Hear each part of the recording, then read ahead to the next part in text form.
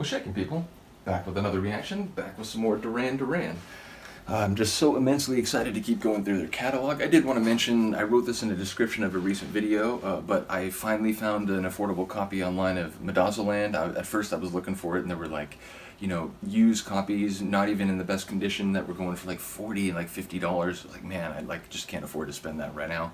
But then I found a near mint one. It's supposedly, the only thing that's not mint about it is apparently it's out of the shrink wrap for about $15. So I was able to pounce on that. And then also I recently got a copy of Rio, a CD copy, because I have that vinyl copy, but when I went to react to New Religion and that video for some reason got blocked. I've reacted to all these other Duran Duran tunes, none of them got blocked. I mean, they're all, copyright claimed, and look, this channel isn't monetized, I'm not, so if you ever see an ad, it has nothing to do with me. I don't know if they put ads in like channels that aren't monetized, but yeah, basically I'm just here talking about music because I love it. So ultimately, I don't know why that one got blocked, whereas all the other ones haven't.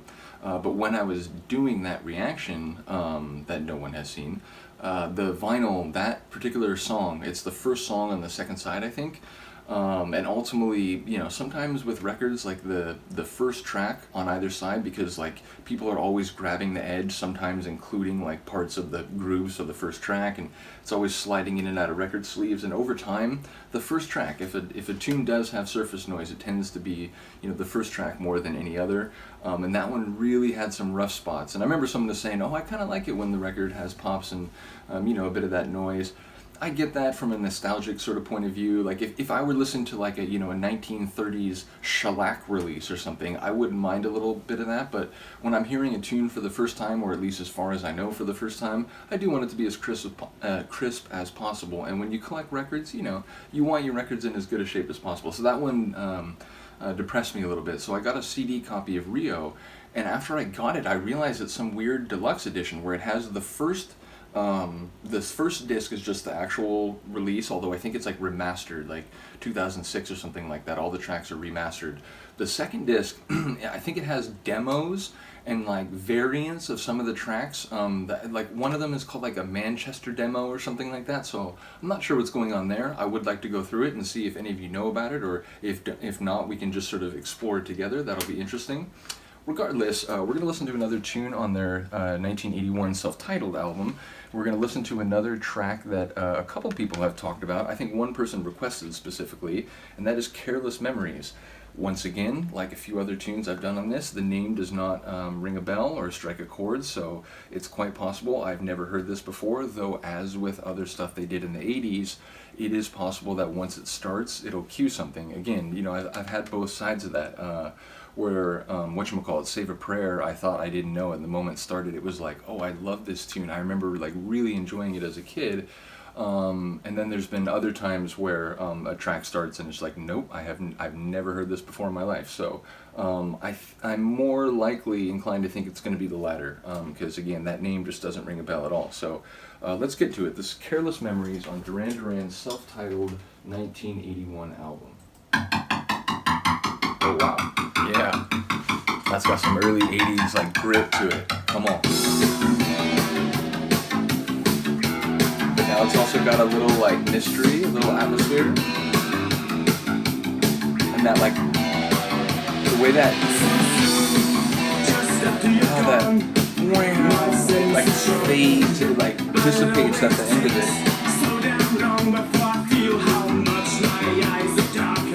Oh wow.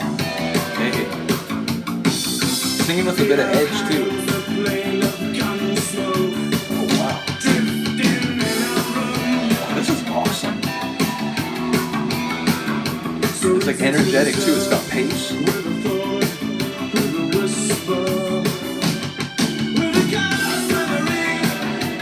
Almost kind of has like a new wave punk feel to it.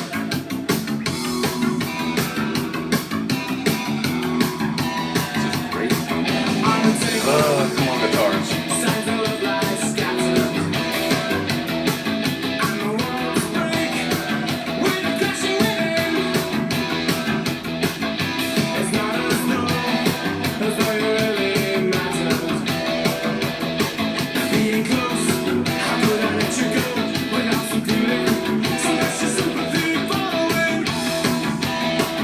gonna let you go without some extra sympathy.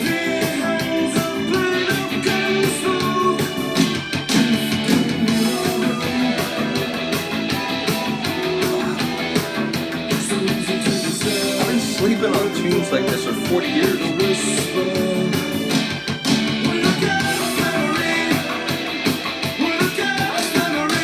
I love when he hits those like those notes where he kind of like, I don't know, he just does something interesting with his voice at those like real kind of like high or intense moments. Listen to that percussion.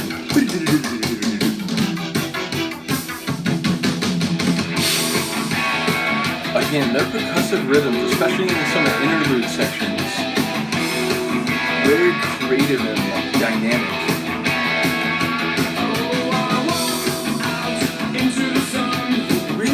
Like this new wave, synth rock, a little bit of punk edge to it. I don't know.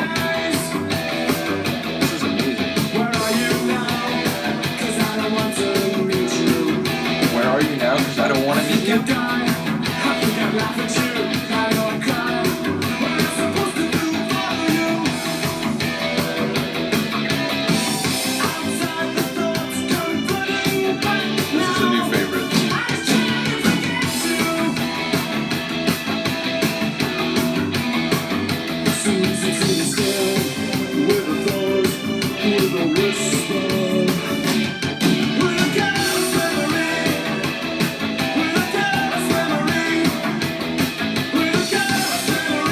What a careless memory. You know what he's saying? Or your careless memory.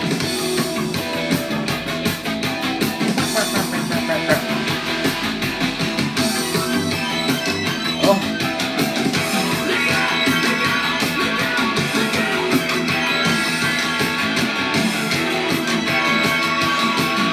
Sort of like wavy, like high, like carnival synth.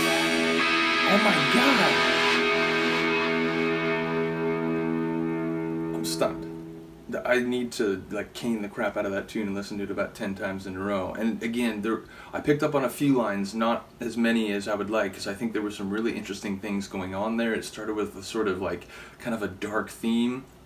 And it was, again, the sonic atmosphere was energetic, it was groovy, it had a bit of an edge to it.